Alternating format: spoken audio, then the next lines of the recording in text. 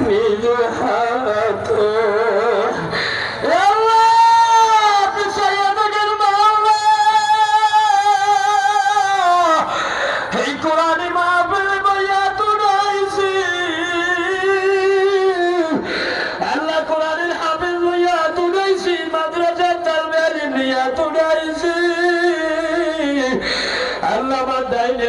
সামনে মুরব্বী গুলো ইয়া হাত উঠাইছি আমার প্রধান মা বন্ধুকে